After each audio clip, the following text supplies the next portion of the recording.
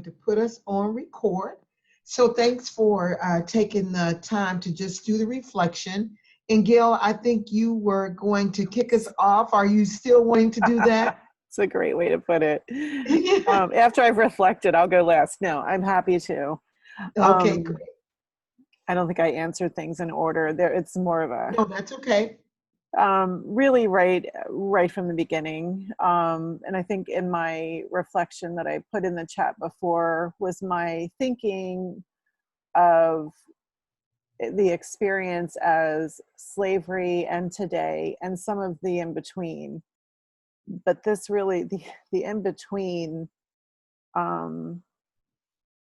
is what struck me the most, which is probably not surprising. Just the description of the feelings and the stripping of humanhood and individuality and culture and relationships and everything, and how in every single process and area that has happened. And one of the questions was, are there other systems? I think there are multiple systems in each one of those areas that, could be worth, naming, because I think it's easy to say, oh, that only happens when it comes to finances or leadership in an organization, they're endless. The effects are endless. The one that is most impactful for me presently, because I lead a nonprofit, is the one in the nonprofits. We're constantly looking at all of the angles or particulars that I think were mentioned. I hope we are, who is represented, what tasks are delegated or what tasks are being led on. So that is something that I go to sleep thinking about and wake up thinking about. Are we equitable, not in the way that says, okay, you're Black, you get this, then we have a Hispanic that gets this and a woman that gets that. That's not what I mean. I wrote this down. I said, quotas were not met. What the fuck? And it's disgusting, that the whole, do we have enough? And that pertained to the school system when integrate, and it does remind me of our disability integration, where we just can't ever get it right. And it's okay. It's okay that quotas aren't met forever until it looks so obvious to the whole wide world that you're oppressing. And then maybe there's a slight change that we have to count like that to make sure it's equitable. I use equitable, and I don't think that's really the word. I think I'm trying to be short, maybe with that, just to explain it quickly. Gosh, I feel Well, a lot we of can come back to you. Okay. We can come back. It's about 3:16, and we do want to give everybody an opportunity before they bring us back to the full group. So who would like to go next, Christian or Reba? Yeah, I can go, and I can Thank you. I can try to be brief. I think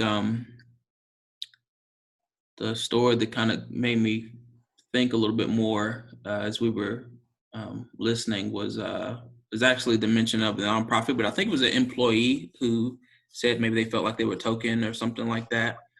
And it was a reminder that there's, I've been having conversations about how, in the workplace, like the workplace is where you can, like where you see so many microaggressions perpetrated just day to day, and how we have to do so much to, we should be doing more to just think about how folks are impacted and what it means to try to do better.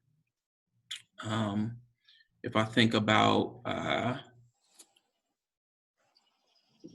when I was first aware, I think in all things, you are impacted by systems before you really know it.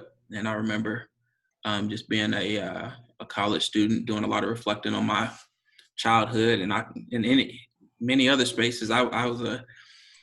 I spent quite a bit of time in the principal's office when I was in school.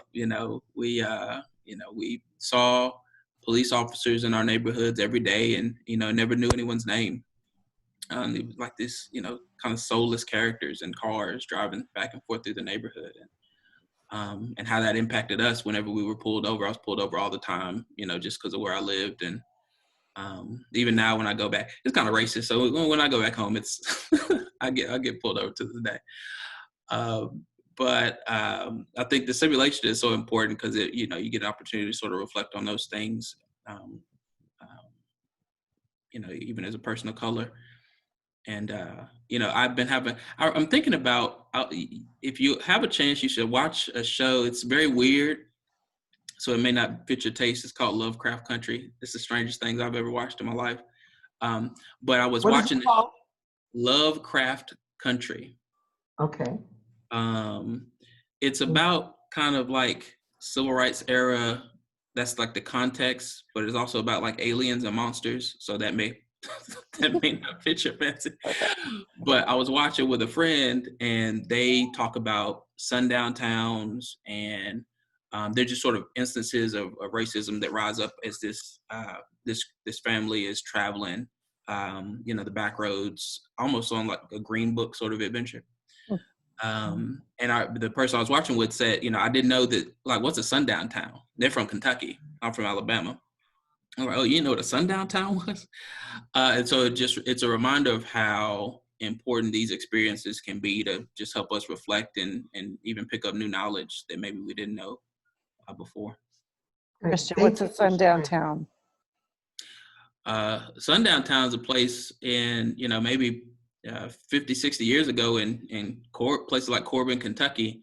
You better be out of town by 6 or 7 o'clock, or somebody's going to do something to you. God.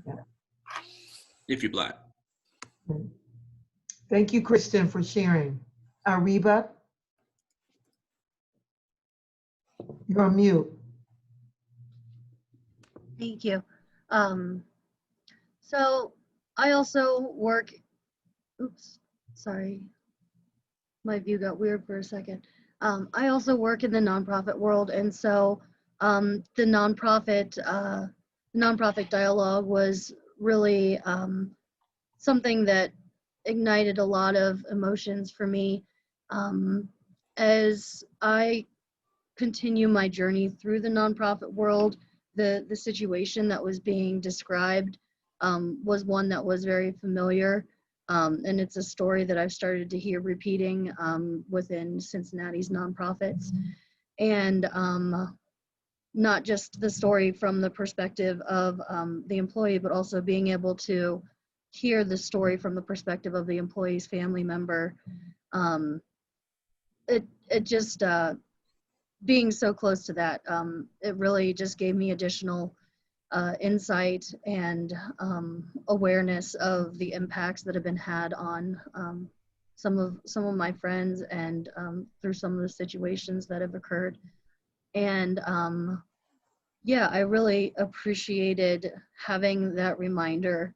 And the conversation also made me want to have a part 2 to the Tree Project, to learn about techniques and tools for intervening when situations arise, and how to do that most effectively. I think that could be really a powerful thing for people in all different levels of all the areas really that are touched on. Although again, my familiarity is greatest with the nonprofit world. Great. Thank you for sharing. Good. Well, were you finished, Reba? You have a few more minutes if you like. Oh, I mean, I had more just to share about my experience with everything in the project as a whole, but I can also paste that into the chat. Okay, great. And we may have a few more minutes to come back after we finish reporting out, and I'll go ahead and I'll report out. For me, when the question was, which Black American story were you most drawn to and why? I actually was drawn to several of them. I think the one that stuck out for me the most was the student. And I think you recall the story of the mother who wanted her child to go to a white school where thought she could get the better education. Well, that just put me in her shoes. I actually was raised in a predominantly Black neighborhood in Michigan. There was a private Catholic school about a half a block from our home. And my parents decided that that's where they wanted me to attend. Sounded like very similar to the story that was told in the tree story. So I enrolled there in first grade, went to the Black public school in kindergarten, loved it, had a great time with friends who I grew up with in my neighborhood, went to the predominantly, well, actually it was all white. It was 3 African-American children in the entire school. And I was the only one in first grade. And I just recall walking in and just that whole feeling of just inadequacy. And I went through Catholic school all the way through 12th grade, but I know that if it wasn't for my neighborhood and my family wrapping around me every day when I got home, I think I would have probably been severely damaged, because there was just the subtle racism from the students to the nuns to the priests. And I don't know that it was always intentional, but if you are in a situation where you kind of like sticking out, my whole family value system was totally different. And so that for me just kind of stuck out about parents really thinking they want what's best for their kids. But that was a lot of stress for a first grader to have to deal with.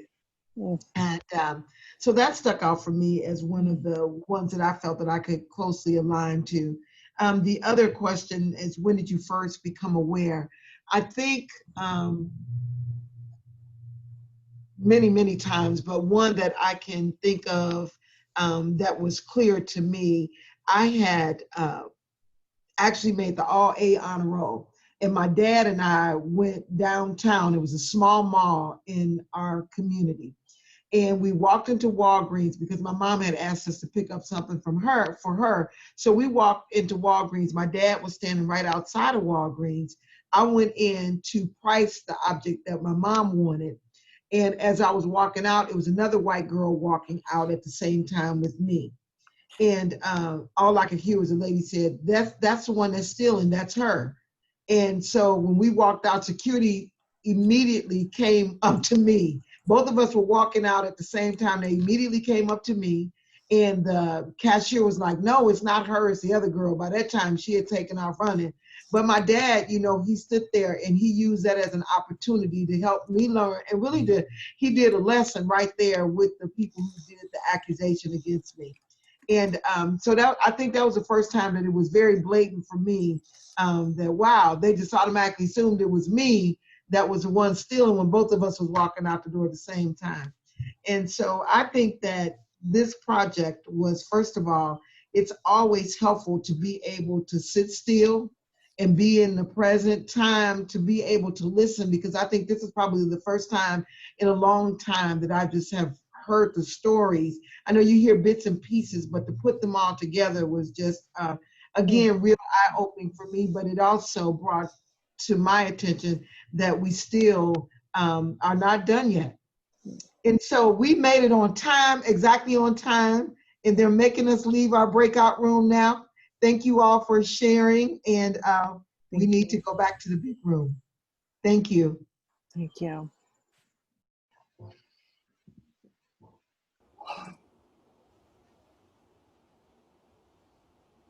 Thirty seconds.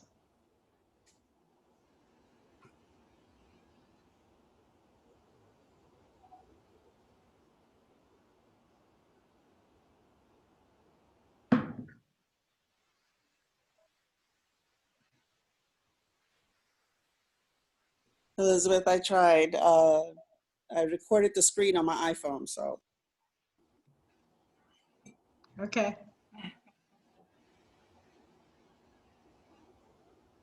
Just let us know when all has come on, because that's one thing we don't know yet. We can't tell. I forgot to record. Oh my